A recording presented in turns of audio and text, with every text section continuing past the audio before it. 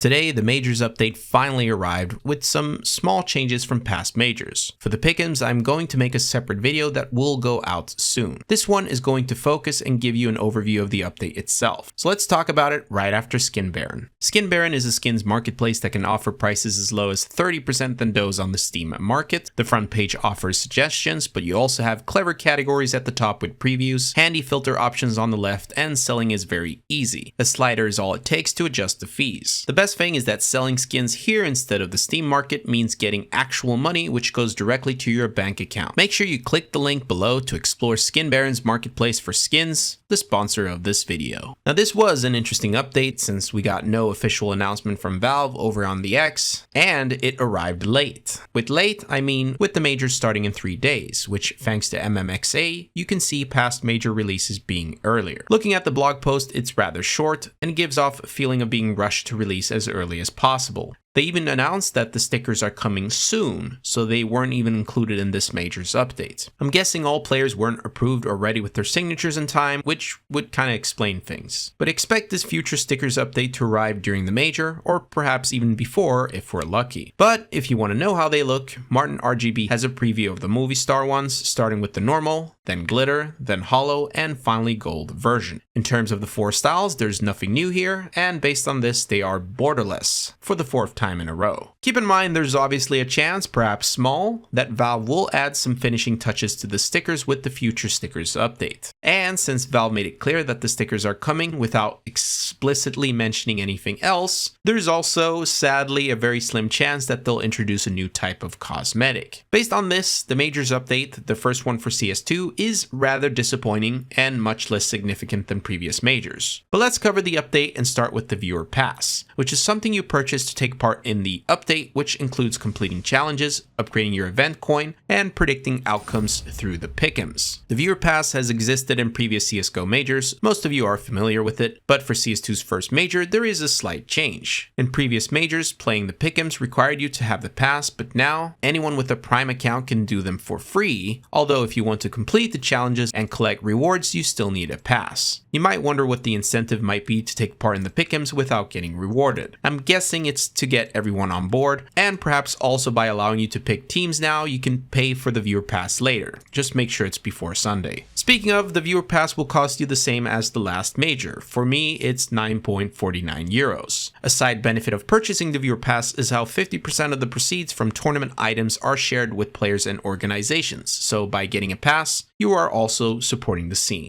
Now from the main menu, you can click here, and this will take you to the new hub. Here's a comparison to how it used to look. This new HUD has everything on the main page, including the pick'ems. Now really quickly, what is the pick'ems? The pick'ems, for anyone new, is the prediction game that allows you to gain points if you make correct predictions, and it's what allows you to complete all of these challenges. What you need to do is predict which teams will go 3-0, so undefeated, which teams will advance, and which teams will end up 0-3 during the opening stage of the Major. Once the first stage is over, you'll go over to the elimination stage, repeat the process, and finally reach the playoffs. The pick'ems have also received a significant update for the first time in many years. Instead of having one team slot for 3-0 and 0-3, we now have 2 slots for each, and instead of 7 slots for teams advancing, we have 6 slots. So in total, we now have 10 slots instead of 9. Past Majors require you to have 5 correct picks or more, and this is still the same today. So, will it be easier to get 5 correct picks? Not necessarily, since the 2 slots are now dedicated to the 3-0 and 0-3 picks, which are hard picks to begin with. Honestly, I really like this change. It makes the pick'ems even more exciting because you'll be way more invested in 4 teams instead of 2, at least in the beginning of the stage. And the fact that there are 2 slots for both and 1 slot less for advancing teams could heavily affect the strategy used for the pick'ems in the past. One of those strategies that was often used was how you never picked the best teams to go 3-0. The idea is that even the best teams can lose in a BO1, so putting the best teams to simply advance instead of going 3-0 was considered safer to a lot of people. The question now is, what's the best strategy? Let me know in the comments what you think, but Valve really made it exciting here. We can also see based on the challenges that the playoffs will work the same way as previous Majors, so basically having to guess the entire playoffs. Additionally, you will now show up on a leaderboard where you can compare your pick'em performance over your friends, which was a feature I believe in the past, but correct me if I'm wrong. Now, the reason you want to complete these challenges in the first place is for this. This is the event coin, which is a flex item, and it looks incredibly similar to past coins, which isn't really a surprise. So essentially, you start off with the first coin once you purchase the viewer pass, then you upgrade to the silver coin, then the gold coin, and finally the diamond coin, depending on how many challenges you complete. Credits to Gabe Follower for the screenshots. For each time you successfully upgrade your coin, you get a souvenir token. The souvenir token is what you can use to get souvenir packages, which inside have a skin based on a map collection. You can also go with the pay to win approach and get a viewer pass plus 3 souvenir tokens, but this only gives you the souvenir packages and not the upgraded coins. For those, you will still have to complete the challenges. And if you're able to reach the diamond coin and get 3 souvenir tokens for free, that's 3 packages, which you could then open or sell for what you paid for the viewer pass and perhaps gain a little profit. That is the majors update in a nutshell. My next video will cover my Pick'ems opening state prediction. Will be out soon, guys, so stay tuned for that. Peace.